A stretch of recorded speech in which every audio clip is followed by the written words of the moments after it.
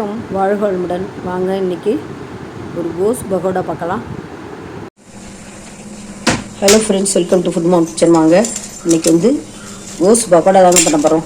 பசங்க பொரியல் பண்ணி கொடுத்தா சாப்பிடவே மாட்டாங்க. அதனால தான் நாங்கள் பகோடாவாக போட்டு கொடுத்துருவோம். எப்படியாவது சாப்பிட்டா சரிதான்னு ஒரு ஸ்பூன் அளவுக்கு சில்லி பவுடர் பார்த்திங்கன்னா, ஒரு கிண்ணம் அதே அளவு ஒரு கிண்ணத்தில் ஃபுல்லாக கடலை மாவு, அதே மாதிரி ஒரு கிண்ணம் அரிசி மாவு எண்ணெய் இழுக்காது, அதுக்காக போட்டுறோம். இது ஆனியன் கம்மியாக போட்டுக்கிட்டால் போதும். ஒரு ஆனியன் நீல வாக்கில் வெட்டி வச்சுருக்கோங்க, அதையும் நம்ம நல்லா அப்படி கலந்து விட்டுப்போம்.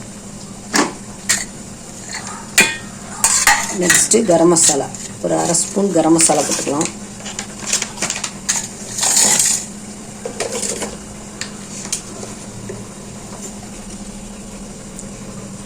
ஒரு அரை ஸ்பூன் கரம் மசாலா போடலாம். அடுத்தது ஒரு ஸ்பூன் அளவுக்கு சோம்பு பவுடர், ஒரு ஸ்பூன் சோம்பு பவுடர். இல்லைன்னா அது ஃப்ளேவர் கொடுக்கும் இல்லைங்களா, பகோடானாலே மசாலா ஸ்மெல் இருந்தால் தான் நல்லாயிருக்கும். அதனால போட்டாச்சு. தேவையான அளவு சால்ட்டு, நம்ம தூள் உப்பு போட்டுக்கலாம்.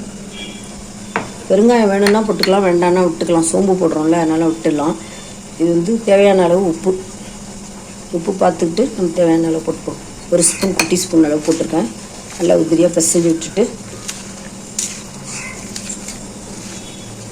காரத்துக்கு சில்லி பவுடர் போட்டிருக்கோம். நம்ம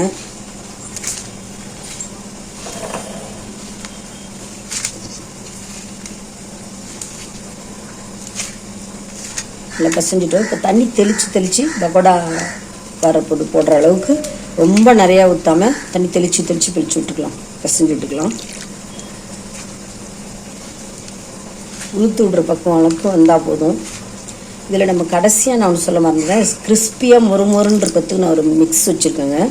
அந்த மிக்ஸும் பக்கோடா மிக்ஸு, அதுலேயும் ஒரு அரை கப்பு நம்ம போட்டோம்ல, அந்த அரிசியில் ஒரு கப்பு போட்டோம். இது ஒரு அரை கப்பு ஆட் பண்ணிக்கலாம்.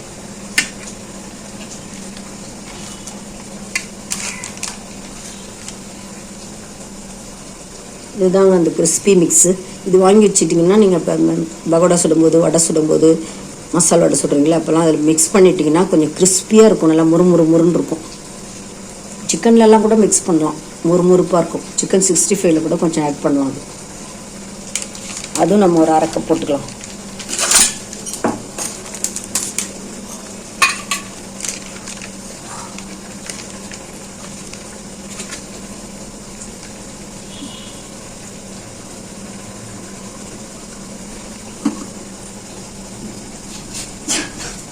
அப்படியே இருக்கட்டுங்க, கரெக்டாக இருக்குது காரம்லாம்.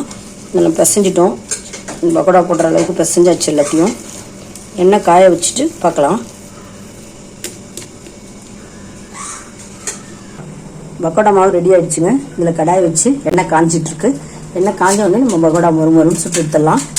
இதுலேயும் நீங்கள் முந்திரி பருப்பு போட்டுக்கலாம், வேர்க்கடலை போட்டுக்கலாம், ரொம்ப நல்லாயிருக்கும், எம்மையாக இருக்கும். நம்ம இதில் கருவேப்பிலை போட்டுக்கலாம்.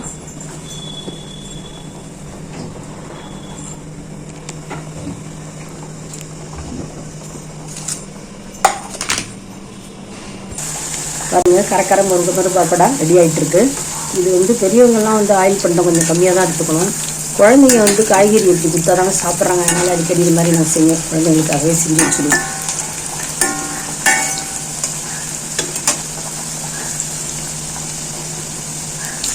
நல்லா வெந்துருச்சு, மொறுன்னு எடுத்துடலாம். நம்ம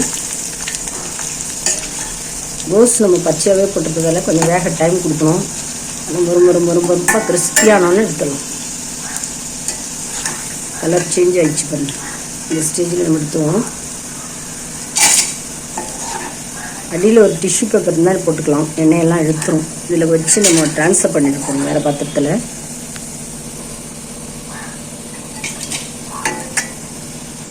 கோஸ் பகோடாக்கு இந்த கோஸ் பகோடா ரொம்ப அருமையாக இருக்கும். ரெடி ஆகிடுச்சுங்க. இந்த வீடியோ உங்களுக்கு பிடிச்சிருக்கும்னு நினைக்கிறேன். உங்கள் குழந்தைங்களுக்குலாம் ரொம்ப யூஸ்ஃபுல்லாக இருக்கும். பிடிச்சிருந்தா லைக் பண்ணுங்கள், கமெண்ட் பண்ணுங்கள், ஷேர் பண்ணுங்கள், மறக்காமல் சப்ஸ்கிரைப் பண்ணுங்கள்.